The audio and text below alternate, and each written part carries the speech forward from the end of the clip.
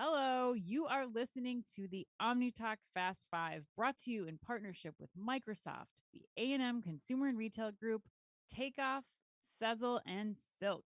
The OmniTalk Fast Five podcast is the podcast that we hope makes you feel a little smarter, but most importantly, a little happier each week, too.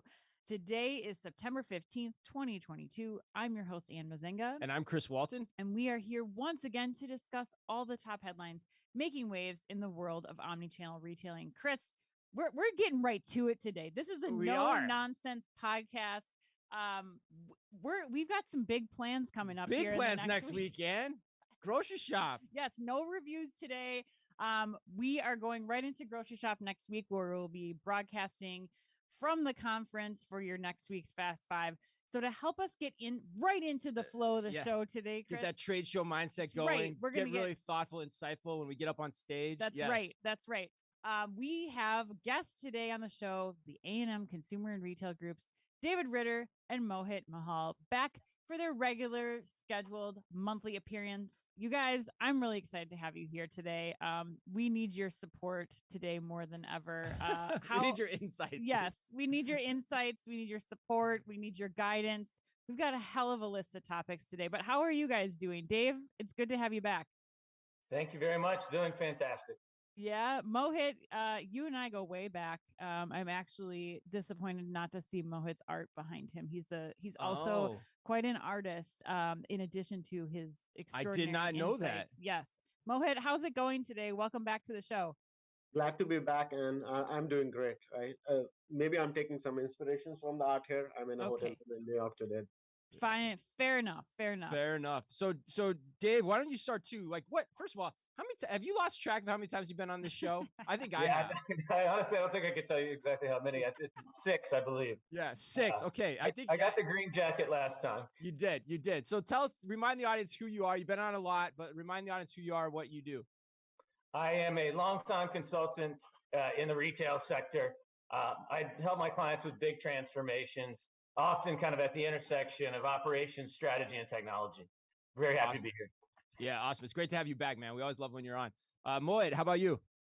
Large scale turnaround and transformation expert, really focused on specialty retail with a lot of work on apparel, on a broad variety of topics ranging from top line profitability and growth. Glad to be here. Awesome. Well, we've got some definite topics on those subjects today. So there's some good meaty topics in here. So let's get right to it. Today's Fast Five is brought to you with the help and support of our good friends at Grocery Shop. Are you a retailer or brand still thinking about attending Grocery Shop just 3 days before the event? Heck yeah. You better be, right? You better hop a plane. There's still time. There's still time. Probably still doing pool parties in Vegas. Yeah. Get to that. Isn't that a movie? There's still time or something. But anyway, book your flights and register using your promo code specifically for OmniTalk listeners. Just go to groceryshop.com and enter promo code RBOT1950. That's RBOT1950 for your special discounted rate. In today's Fast Five, we've got news on a new material Nike has invented that it thinks could, quote, change the apparel industry. Wegmans calling it quits on scan and go shopping. I'm really excited about that one, Ann. Tuesday morning, getting a fresh injection of capital from retail e-commerce ventures. Target's new partnership with FAO Schwarz.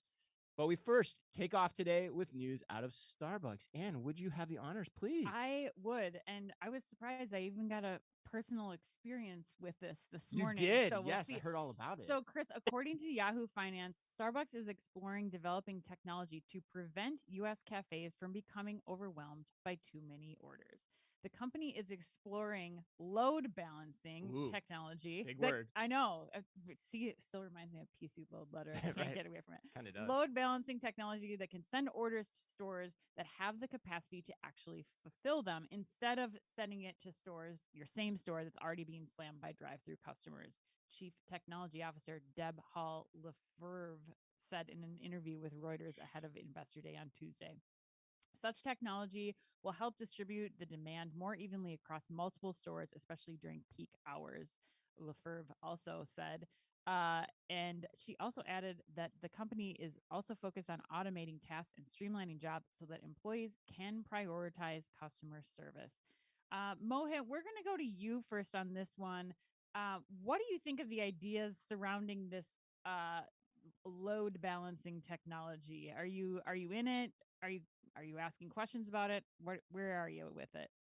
I mean, listen, I think about this as $1 trillion disruption, right? With a T.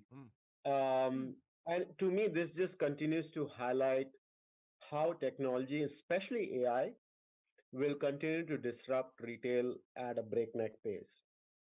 I mean, we've been seeing this with multiple clients when online demand went up during the pandemic. Mm-hmm. Retailers either capped the number of stores where they were taking BOPIS orders. We've all seen the crowded parking lots converted into, like, Right. buy online, pick it in store.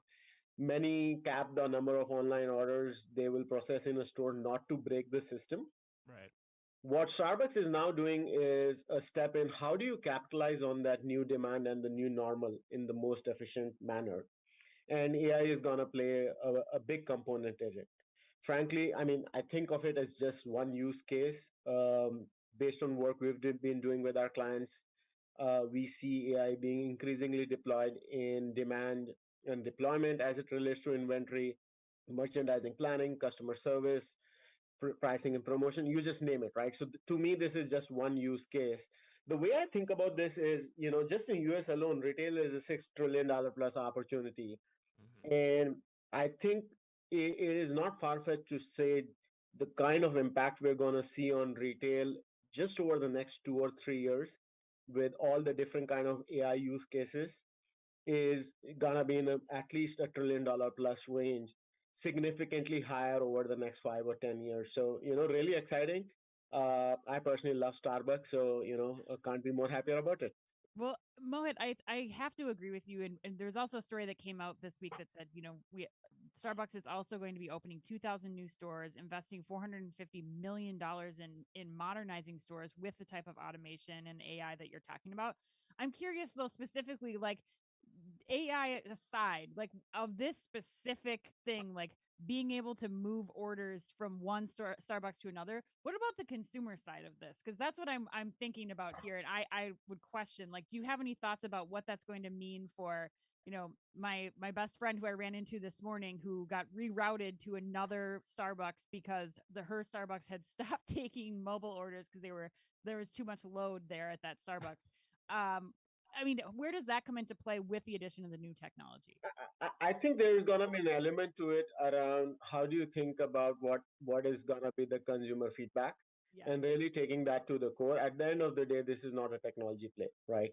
Anything and everything which we need to do has to create exponentially better customer experience, which is what Right. they're trying to do. So I'm quite sure they'll learn a lot, and they've probably done a fair bit of testing already around the kind of things where they might see a negative or an adverse consumer impact. Sure. But I think you're spot on, right? Like there would be adjustments which they probably need to make down the road. Yeah. Knowing Starbucks and its history, this is probably just the first salvo. So there's more to come, and I think it's a really exciting time. Yeah.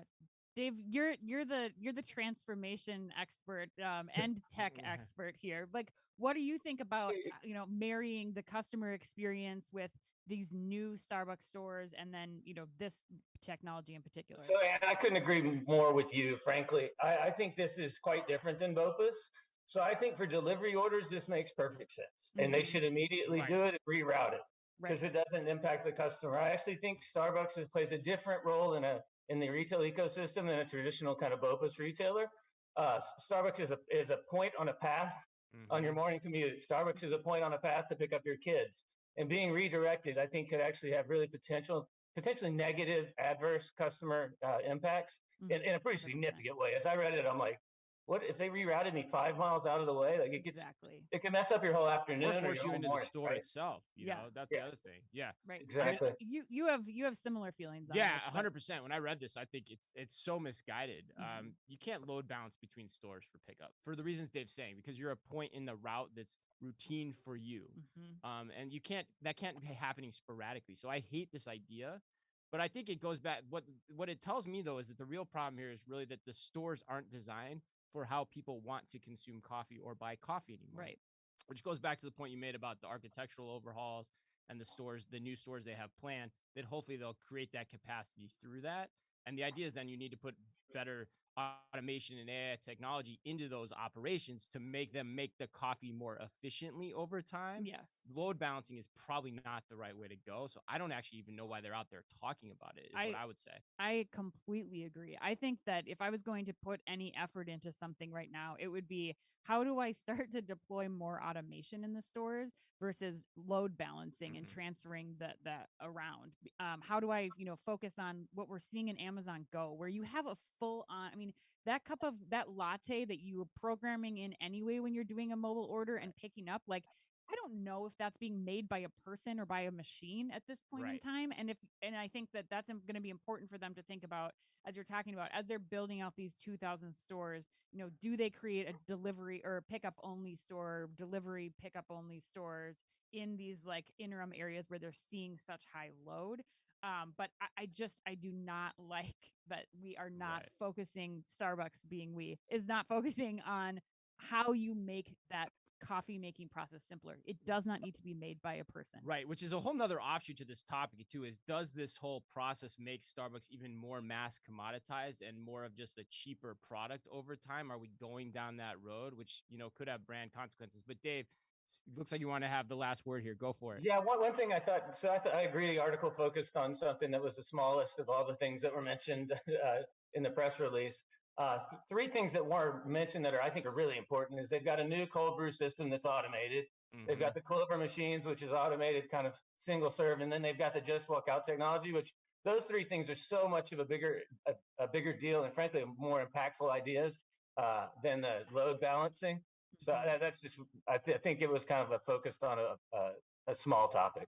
Yeah, it's always a good tell when you use the phrase like load balancing in quotes to get your thing, like it's just, there's probably not much there. All right, let's keep rolling here. So headline number 2, Nike unveiled a new material that again thinks it could, quote, change the apparel industry. According to a Tuesday press release, Nike has introduced a material it is calling Forward, which is created by, quote, hacking punch needle machines, end quote, which I have no idea what that means. Oh, I looked it up. Oh, you did? It's impressive. Oh, I can't wait to hear about it. Nike says the production process for Forward results in a carbon footprint that is about 75% lower than that for producing a standard knit fleece. According to Retail Dive, the first products with the material, which is comprised of 70% recycled content by weight, will be a gray hoodie and crew neck. No surprise there. And the products will be available globally on September 15th. Moy, let's go back to you on this one since Dave closed out the last one. What are your thoughts? Will this move the sustainability effort forward, pun intended, in apparel? Or is this not that much to write home about at this stage? I mean, listen, I'm not very close to the technology, but if you think about the concept, the headline here is a small step in the right direction, right? Yeah. Irrespective of whichever we want to think about climate change, and I know people might not agree on the pace and the magnitude of change, this is something which is increasingly important for consumers and the next generation of consumers. I think I was reading on this. The fashion industry is responsible for more global carbon emissions than all international flights and maritime shipping combined, right? But that's a fairly big number, right? Right. And you see examples of this, be it like the recycled raw materials, which different companies have adopted, or the recycling program in denim. Levi's adopted that. There's a bunch of others which followed suit. There is gonna be new ways where every single fashion and apparel company will have a version of their sustainability program. And we are increasingly seeing it with clients in the last, I would say, 3 to 5 years, where they're starting to do things, which is, again, I say, a small step in the right direction. But I think where the market is, as it relates to the consumers and their buying behavior, it is still not materially raised itself to a threshold where for your entire consumer behavior, it becomes one of the key purchasing prioritization criteria, right? But the market will eventually move there. Would it get there in the next 5 years or 10 years? I don't know, right? But this is everything. This is everything which will become super more important. Where if you think through what really matters for a consumer in their purchasing intent, price, value, is it sustainability, and it's a question of time before sustainability starts becoming the top priority criterias, if not the most important, Right. but maybe in top three. And that's where every single fashion brand around the globe has been taking their version of it. Mm-hmm. So definitely a step in the right direction. I'm personally very excited with the numbers, around 75% Yeah. reduction in emissions. That's great. I have worked with a lot of denim companies, and I remember this was like a decade back, but you end up going through like 4,000 liters of water Oh to yeah. make one denim. Yeah. So that is a huge impact on the environment. So I'm personally very excited with it. But I think there's a lot more which needs to be done in this space. Yeah. Mm-hmm. Well, and I'm sure you went down a rabbit hole, I'm guessing, based Oh, on how you responded when I did that read on the punch needle machine or whatever yeah. it was. So what's your take? Are you kind of where Mo it is, or what are you thinking? Well, I just wanted to learn about, like, I guess my question is always, when you put out a product that's 75% more sustainable, Right. that's a significant increase. And so That's a step change. I'm I always, think that's a definition of a step change. yeah, I'm always wondering, like, okay, that's fine if you make like two products. So, like, how does that look at Right. scale? Like, Right. what is how realistic are we going to be about going from like 0 to 75% when you look at just the scale and quantity of product that Nike puts out? So I think that for me, the question is really going to come down to what does this look like? Like, if you look at I don't mind the looks of these two products, but there's some key things about them that are different. You Like, don't know how it there's feels yet either. you don't know how it feels. You don't know how long it lasts. Like, you can't put this in the dryer, which I'm sorry, but every single mom of kids who Right. are buying Nike things are throwing stuff in the dryer. I don't know Great that they're point. going to be hang drying and whatever, all of the special care. Maybe they will.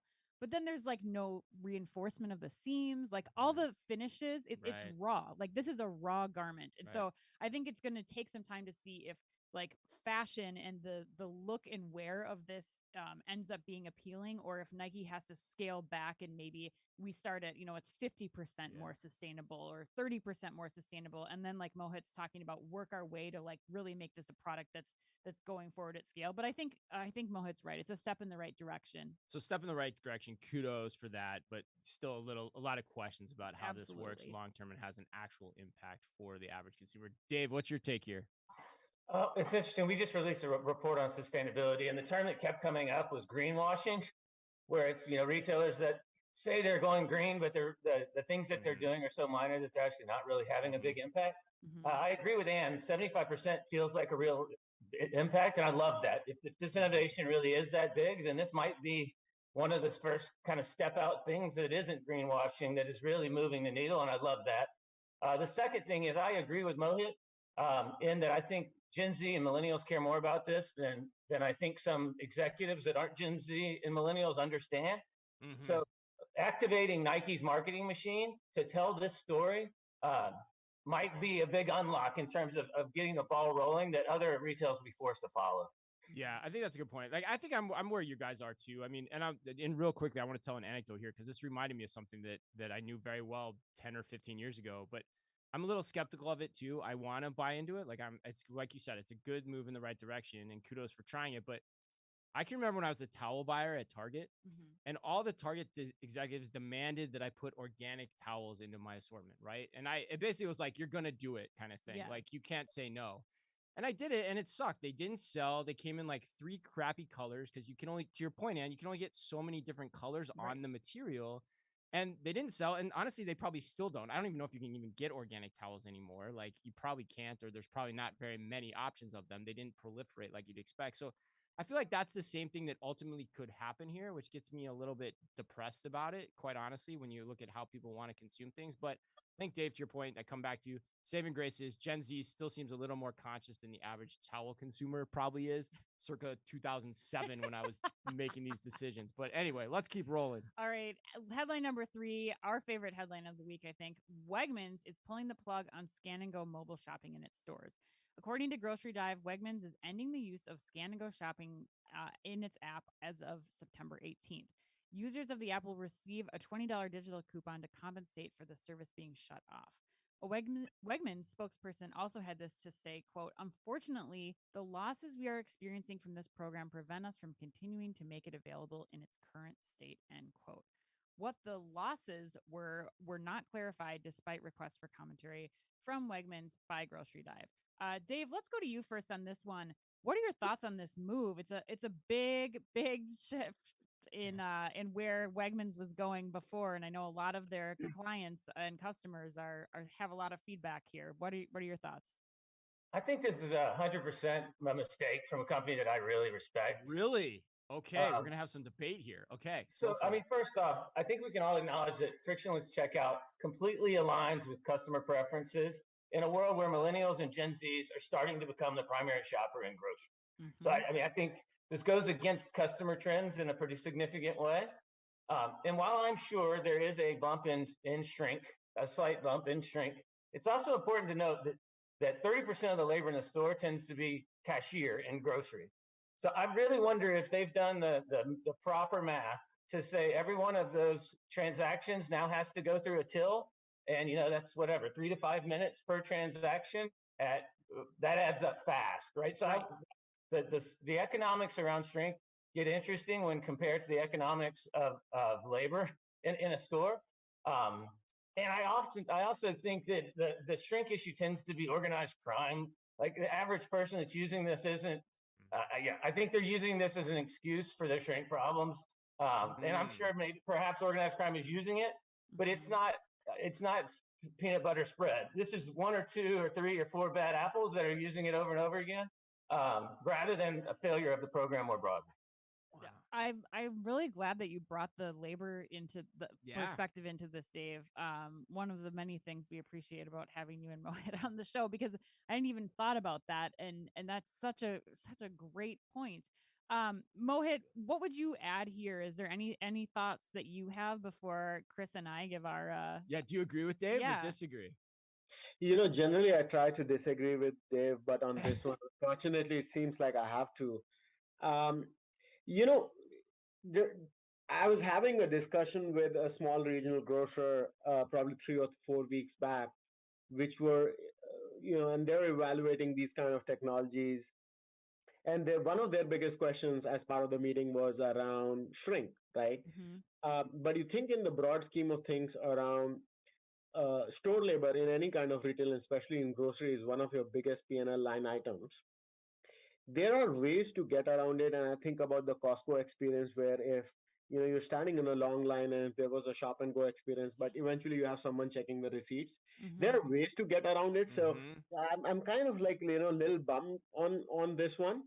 Um, and the fact that there isn't a lot of commentary around why they are letting it there is not enough detail around it. Right. Makes me a little wonder whether it's really shrink or if it's something else which is kind of driving it. Maybe it's capital deployment, maybe it's around problems they're having in terms of recruiting for their stores, right? I mean, this is Mhm. becoming increasingly difficult to recruit in retail, especially after the pandemic. And as you kind of start thinking about automation, are they running into issues with their existing staff?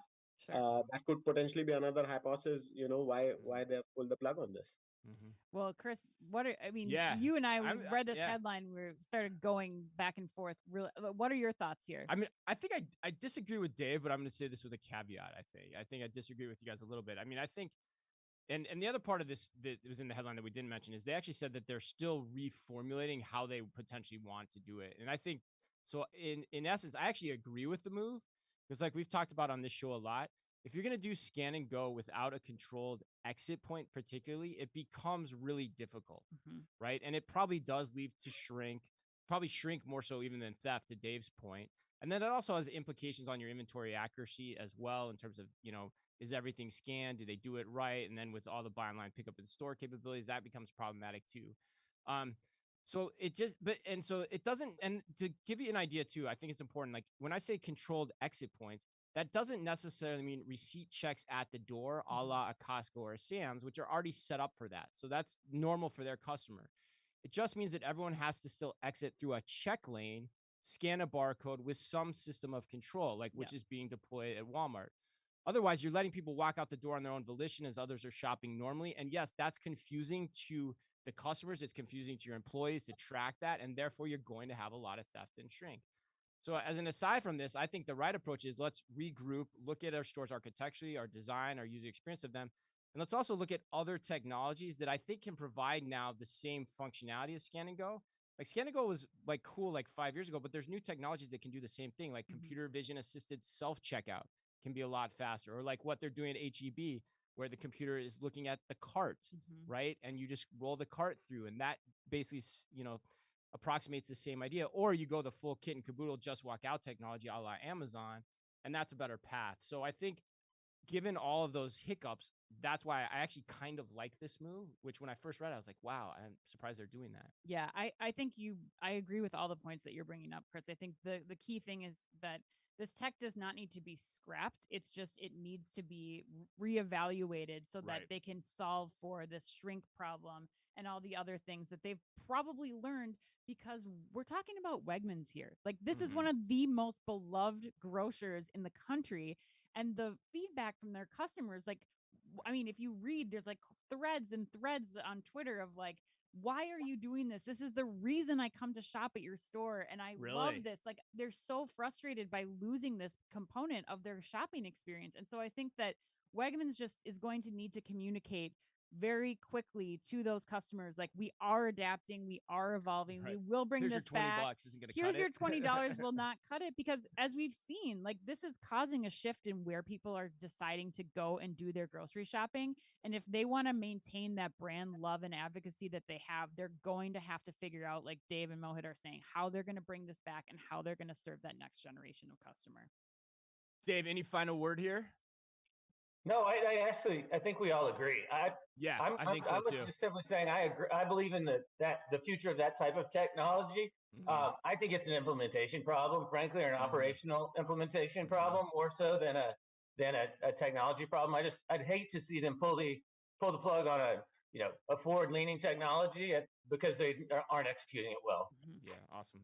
I always like to give the final word to the person that we disagree with, or find out we agree with ultimately at the end. Funny how that works sometimes, but it's good. That's why we do this show.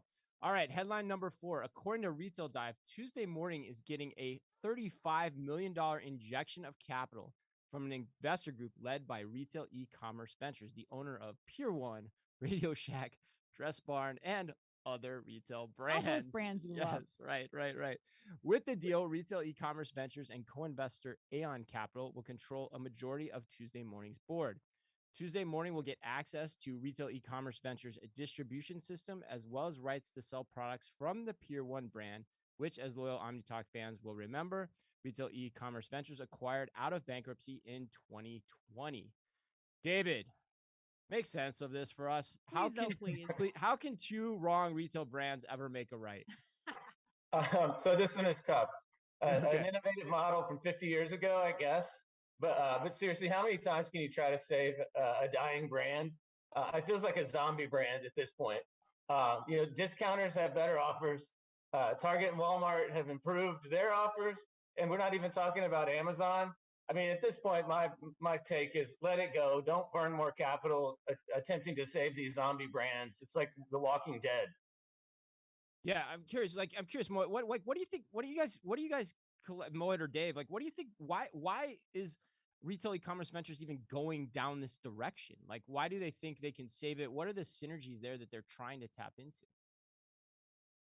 I mean, the way I think about it is, especially like if you look at the off-price model, right, it has come a long way in the last 5 decades. But one has to remember, in the last recession, we saw both luxury and off-price grow 4 to 5x versus broader retail.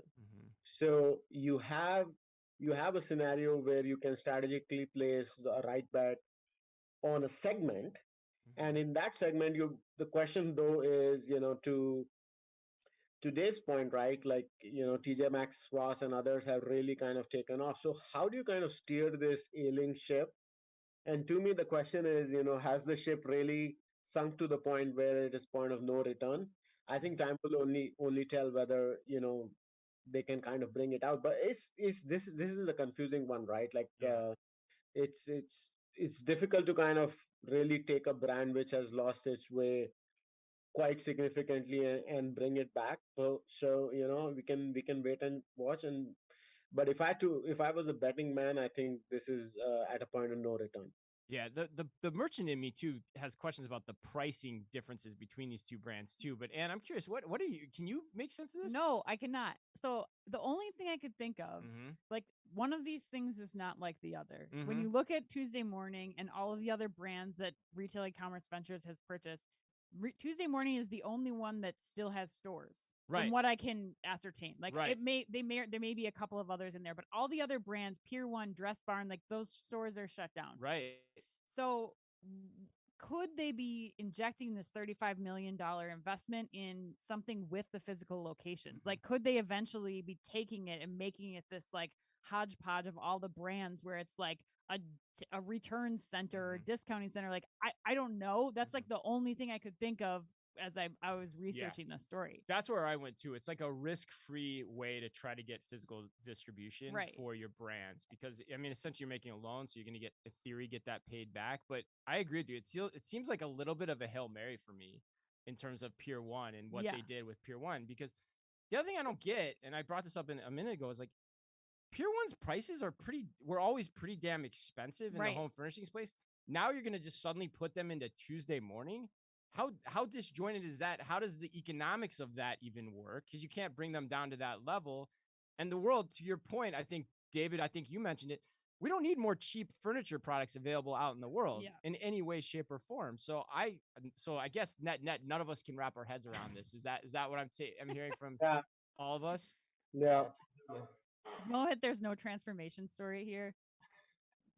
It's gonna be a very difficult one, I always like to believe. It's the greatest line of all time. Believe companies could be transformed, but this one is gonna be a really difficult one. Mohit's not touching this with a 10-foot. What are those tiki torch from Pier 1? Yeah, right. There you go. All right. Headline number 5: Target will soon be offering FAO Schwarz toys via dedicated space in its stores as well as online. According to Chain Store Age, the discount giant is entering an exclusive multi-year agreement with toy brand FAO Schwarz. Starting mid-October this year, FAO Schwarz toys will be available exclusively at Target stores, Target.com, and FAO Schwarz stores.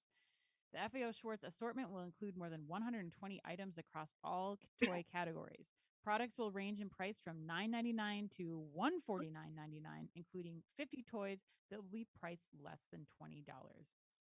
All Target store toy departments will feature dedicated space for FAO Schwarz, including store displays, and select Target stores and the Target.com website will also feature hands-on interactive toy demonstrations throughout the holiday season with Target toy experts.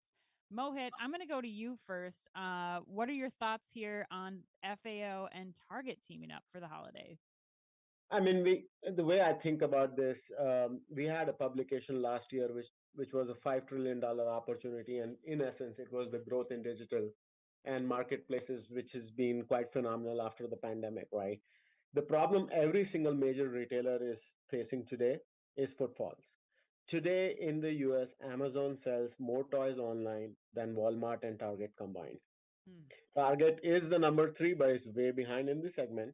So this is again clearly their attempt to see how do we kind of use the space and the box we have with more shop and shop concepts to drive traffic, right? I think they were in the news earlier where they are going to pilot mini Apple stores in 17 or 20 stores. We've all seen Sephora and Kohl's. So every single major big box is thinking about, well, how do I drive traffic in the stores? I think for me there are two things which are really important, and that is number one, how do you kind of use deep data and analytics on your existing consumer base and make sure any kind of shop and shop concepts is accretive as it relates to traffic, and then you can really maximize the basket size and all the other good stuff which follows, but also rapid piloting and testing in an agile and accelerated manner. So, it seems they're doing the same thing with Apple. In this case, I'm not sure, if this is a full-blown rollout or if it's a pilot. But again, a step in the right direction. Everyone's vying for traffic. Traffic patterns continue to be depressed, irrespective of what kind of macroeconomic environment and headwinds we are facing. 5 years out, 10 years out, we will continue to see depressed traffic environment. So good for FAO Schwarz that it gives them the physical retail scale which they Yeah. can never have by themselves. Yeah. I'm personally very excited by the price point. I think I Okay. heard you say, and a Yeah, majority of the $10 to stores 150. Yep. 10 to 150, so it gives a good spread from a merchandising assortment price architecture perspective. But if it can really play to the value segment around the $10 and $20 mark, Hmm. it could be a really good bump for Target and make them a serious contender in this space, while having broader halo effect as it relates to traffic and Yeah. growth in the store. Yeah, I think bringing more people into the Hmm. stores is always a benefit, and having more variety is definitely a way to do that. Chris is like stewing over here, Dave. Yeah. So I'm going to go to you before we let Yeah. him I just got a like lot of thoughts on light this this one. up, because he's like, I can feel the energy Yeah. coming off Yeah. of him.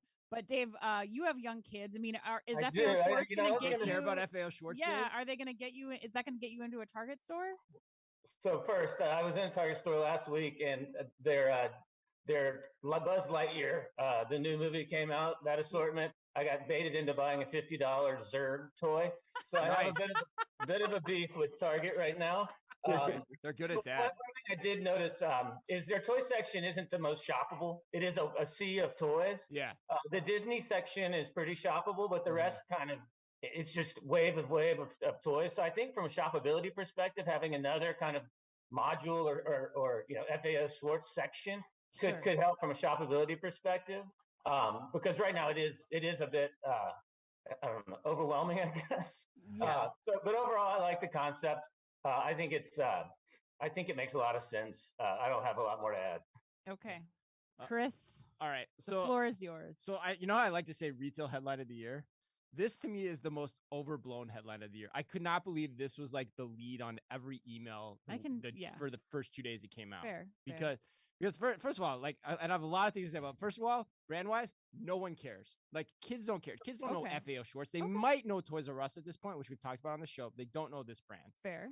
Second, you're in a multi-year deal. Okay, that's what they said, which means these items will be locked into planograms, which will become the bane of every buyer at Target's existence as they underperform and cannot be replaced because of that deal.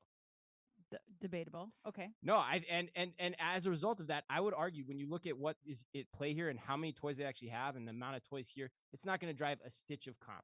The other inside baseball thing I would point out is who's talking about this in the media, and it's Jill Sando, the chief merchant, whose background, by the way, is home and apparel, where partnerships like this matter. In toys, they don't. In toys, it's about what's hot, what are the items people want to get for the year. It's not about an FAO Schwartz partnership or a Toys R Us partnership. It's about what toys you have on your shelf, how many of them, and can you get them to the consumers the way they want. Which tells me something, because normally Nick Nair, the head of Hardlines, the guy who runs toys, is usually the one talking about all the announcements related to toys. For some reason, he's not on this one, so I find that curious, which means to me it's a hill of beans that ultimately is not going to amount to anything and isn't going to drive the business at all. I think, okay, great points. I think that one thing that from your merchant that I challenge you as a merchant, like you mentioned it, like it's about the toys that you have on your shelves. Yes, you're going to have to prioritize the Buzz Lightyear toys that are coming out with the movie and those kinds of things that are going to be hot, that are going to be selling fast, and making sure that you have those on your shelves. But is there harm in having exclusive toys in your assortment? Like as a merchant, like No, it's fine. is that really a bad thing? And if they do this the right way, I think especially there's a lot of ifs to be determined here. Like they said they're going to be Right. doing toy demos and stuff in select Target stores. Right. Like what does that actually look like once Right. it's unfolds? Because if they do, that could be cool, Chris. Like that could be a really exciting thing that Target has not had before. And if it takes the FAO Schwartz, I agree. Like no kids care about. I asked my kids, like, do you know what FAO Schwartz is? They're like, we have no idea. No. Don't care. But it's still it's an exclusive toy that you can only get at Target. So if it does hit and these toys are a success and they're at all the price points that Mohit's bringing up, that could be a value. And no matter what, like the best part of this, of all the things, is that Target now has 150 or however many more toys in their assortment in the same place that I'm going to the holidays to get my wrapping paper, to get my essentials, and my food and booze for holiday parties. So like net, I'm good with adding this, and we'll Wow. place some wagers on whether or not it's going to move the needle enough for you. I think. Yeah, I think it's a marketing story built for the analysts. But Dave, you said you have raised your hand. Let's give you the final word here before we close out. So I think this is a grandparent gifting play. I think this is grandparents reminiscing to big that want to relive their childhood and give gifts to their grandchildren that they aspired for. I think it's much less about the children and it's much more about the buyer. And this is about grandparents. So we're going to be seeing Grandpa Dave riding the FAO Schwarz train around this holiday, you think, Dave? In fairness, we have no idea how desperate FAO Schwarz is in this deal either, which could be a part of this too. So it could actually work out in other ways too besides sales. But all right, let's go to the lightning round. All right, Dave, first question goes to you. A new Alexa feature was announced yesterday at Amazon's Accelerate conference that they're calling Customers Ask Alexa, which now will allow brands to submit answers to common questions like, how can I remove pet hair from my carpet? Basically turning Alexa responses into full-blown ads for pain and set. I have no idea what you're trying to say there, Ann. Pet and stain carpet removers. Carpet. That's what you're trying to say. Yes. Wow. Never would have gotten there. I know. It's been a long week. Dave, what is the most random thing that you've asked Alexa for? This is a strange one. I guess, how do you remove gum from children's hair? Oh, right. Oh my gosh. What's the answer? Goo Gone. Do you want the 1.5 ounce bottle or the 3.3 ounce bottle, Dave? What was the answer? I think it was baby oil. Oh, okay. Baby Yeah, you oil. probably don't want to put Goo Gone on like a person. I have no idea. All right, I'm going to go next and let you recover. Pepsi has decided it will no longer sponsor this year's halftime show. What was your favorite Super Bowl halftime extravaganza? I was waiting for this one. It has to be more epic every year, so I'm a little bummed. You're a little I thought bummed. this is yeah.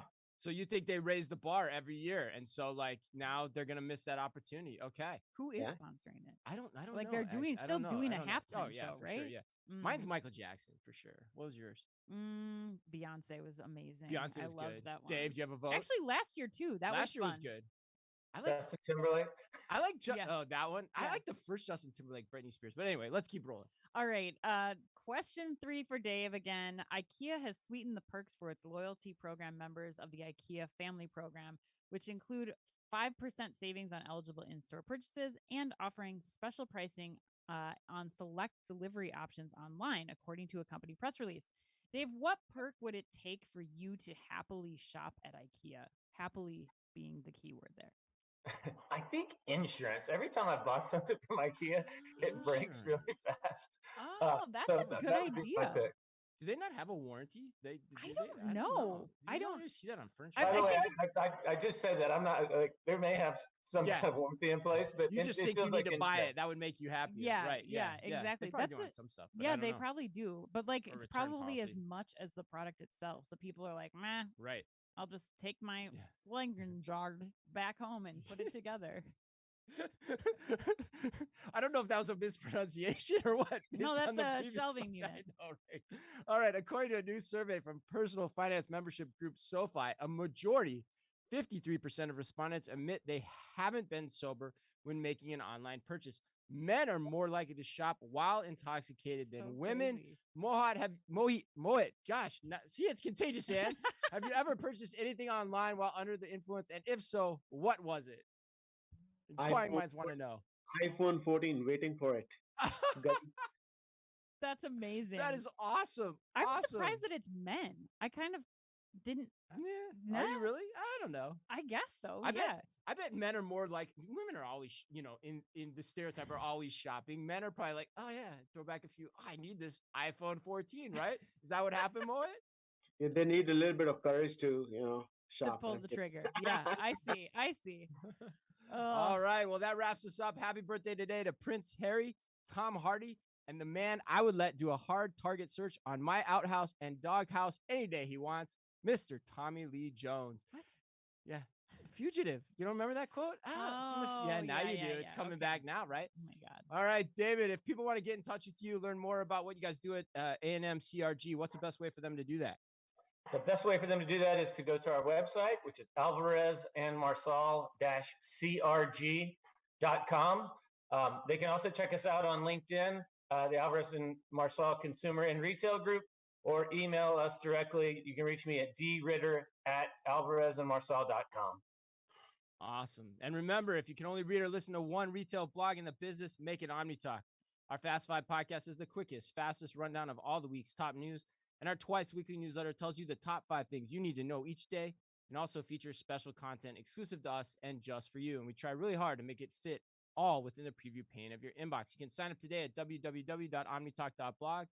Thanks as always for listening in. Please remember to like and leave us a review wherever you happen to listen to your podcast or on YouTube. Remember as well, you still have 2 or 3 days basically left to use your promo code RBOT1950 to register for Grocery Shop. That's RBOT1950. And on behalf of Moet and David and Ann and all of us at OmniTalk Retail, as always, be careful out there. The OmniTalk Fast 5 is a Microsoft-sponsored podcast. Microsoft Cloud for Retail connects your customers, your people, and your data across the shopper journey, delivering personalized experiences and operational excellence. And is also brought to you in association with the A&M Consumer and Retail Group. The A&M Consumer and Retail Group is a management consulting firm that tackles the most complex challenges and advances its clients, people, and communities toward their maximum potential. CRG brings the experience, tools, and operator-like pragmatism to help retailers and consumer products companies be on the right side of disruption.